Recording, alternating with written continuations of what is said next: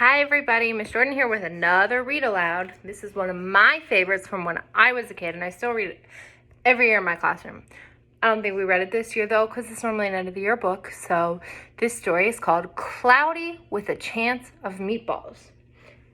Now, it's also a movie, so let's see if we can find anything that's the same or different as the movie, if you've seen the movie, that is. So, Cloudy with a Chance of Meatballs.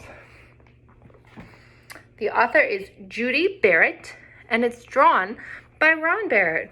They have the same last name, so they must be in a family together.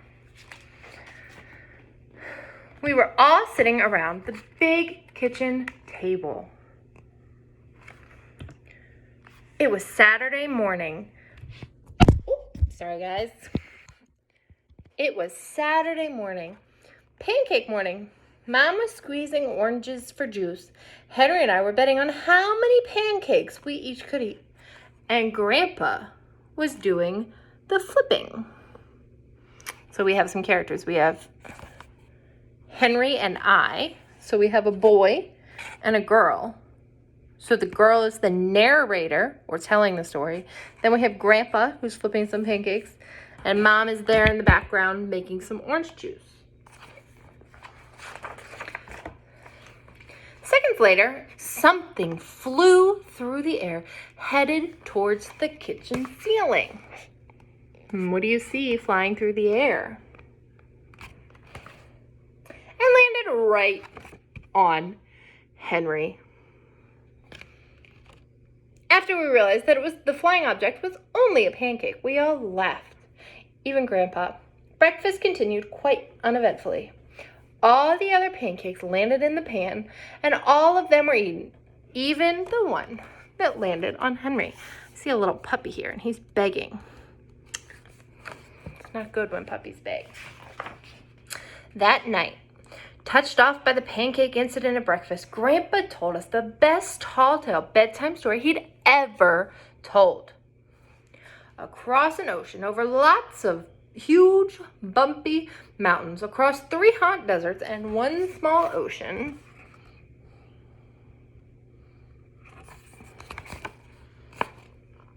there lay the tiny town of Chew and Swallow.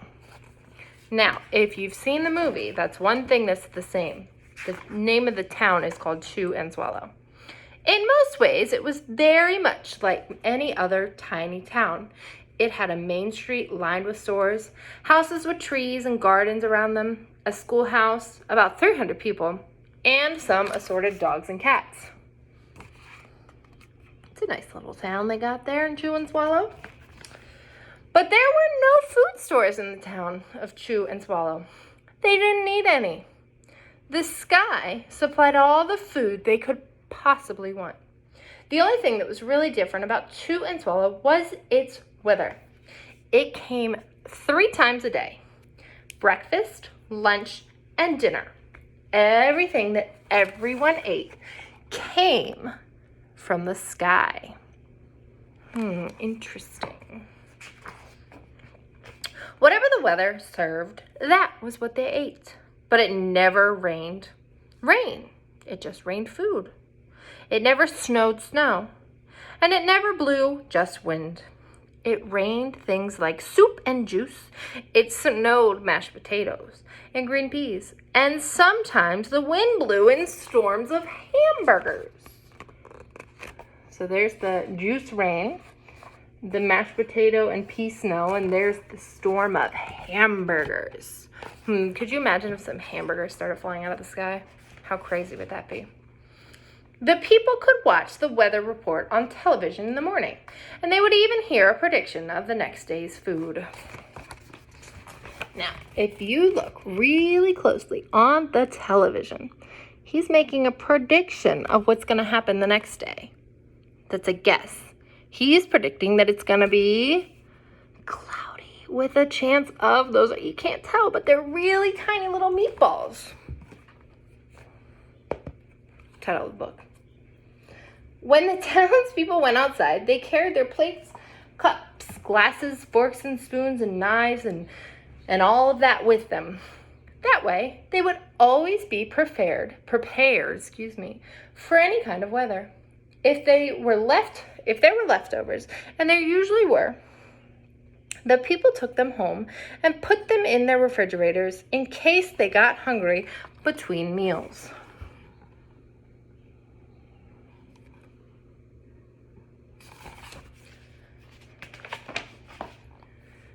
The menu varied. By the time they woke up in the morning, breakfast was coming down. After a brief shower of orange juice, low clouds of sunny-side-up eggs moved in, followed by pieces of toast. Butter and jelly sprinkled down for the toast, and most of the time it rained milk afterwards. Gotta have a drink after you eat.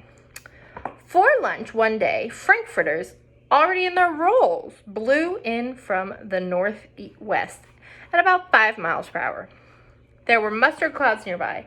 Then the wind shifted to the east and brought in baked beans. A drizzle of soda finished off the meal. Now, if you don't know what frankfurters are, because that's not a word we use a lot in America, you can look at the picture and figure it out. So do you see what frankfurters are? If you guessed hot dogs, you're right. Dinner one night consisted of lamb chops, becoming heavy at times with occasional ketchup. Periods of peas and baked potatoes were followed by gradual clearing with a wonderful jello setting in the west. So they're writing it just like a weather report.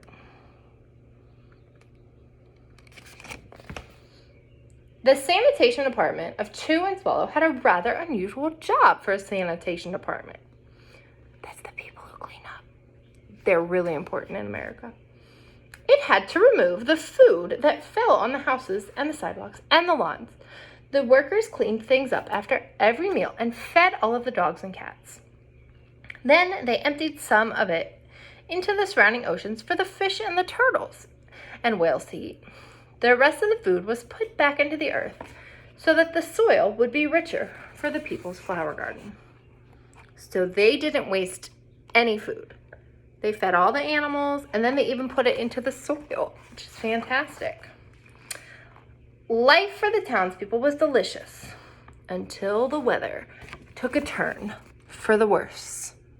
Spaghetti ties uptown. One day, there was nothing but gorgonzola cheese all day. The next day, there was only broccoli, all overcooked. That doesn't sound yummy. And the next day, there were Brussels sprouts and peanut butter with mayonnaise. I love Brussels sprouts, but peanut butter and mayonnaise, no thank you. Another day, there was pea soup fog, and no one could see where they were going. And they could barely find the rest of the meal that got stuck in the fog. There's the Brussels sprouts and peanut butter and mayonnaise. And there's the pea soup fog. The food was getting larger and larger, and so were the portions. The people were getting frightened. Violent storms blew up frequently. Awful things were happening. One Tuesday, there was a hurricane of bread and rolls all day long and into the night. There were soft rolls and hard rolls, some with seeds and some without. There was white bread and rye and whole wheat toast. Most of it was larger than they had ever seen bread and rolls before. It was a terrible day. Everyone had to stay indoors. Roofs were damaged. And the sanitation department was beside itself. The mess took the workers 4 whole days to clean up, and the sea was full of floating rolls. There's the sea with all the floating rolls. To help people out, the people piled up as much bread as they could in their backyards. The birds picked at it a bit, but it just stayed there and got staler and staler. There was the storm of pancakes one morning and a downpour of maple syrup that nearly flooded the town. A huge pancake covered the school.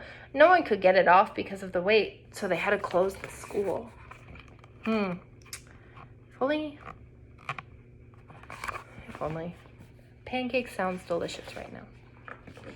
Lunch one day brought 15-inch drafts of cream cheese and jelly sandwiches. Everyone ate themselves sick, and the day ended with a stomach ache. There was an awful salt and pepper wind, accompanied by an even worse tomato tornado. People were sneezing themselves silly and running to avoid the tomatoes. The town was a mess. There were seeds and pulp everywhere. There's the tomato tornado. The sanitation department gave up. The job was just too big for them. Everyone feared for their lives. They couldn't go outside most of the time. Many houses had been badly damaged by giant meatballs. Stores were boarded up, and there was no more school for children. So a decision was made to abandon the town of Chew and Swallow. It was a matter of survival. Abandon. That's a big word. If you don't know what it means, we're going to find out. The people glued together the giant pieces of stale bread sandwiches with peanut butter and took the absolute necessities with them and set sail on their rafts for a new land. So abandon means that they're leaving. So they're on the sea going to find another land. After being afloat for a week, they finally reached a small coastal town which welcomed them. The bread had held up surprisingly well enough for them to build temporary houses for themselves out of it. So when they first got there, they lived in houses made of bread. The children began school again, and the adults all tried to find places for themselves in the new land. The biggest change they had to make was getting used to buying food at a supermarket. They found it odd that the food was kept on shelves, packaged in boxes and bottles and cans. Meat that had to be cooked was kept in large refrigerators. Nothing came down from the sky except rain and snow. The clouds above their heads were not made of fried eggs. No one ever got hit by a hamburger again. And nobody dared to go back to Chew and Swallow to find out what happened to it. They were too afraid. Henry and I were awake until the very end of Grandpa's story. I remember his goodnight kiss. We're close to the end. The next morning, we woke up to see snow falling outside our window. We ran downstairs for breakfast and ate it a little faster than usual so we could go sledding with Grandpa. It was funny, but even as we were sliding down the hill, we thought we saw, hold on, there's the picture. But even as we were sliding down the hill, we thought we saw a giant pat or small bit of butter at the top, and we could almost smell mashed potatoes. The end. And on the back, there's this funny picture of the family sitting down, and look what's falling from the sky. So that's one of my favorite books from when I was a kid. I hope you enjoyed it, and keep checking back for more stories from all your awesome teachers at GH Read. We miss you, and stay safe, everybody.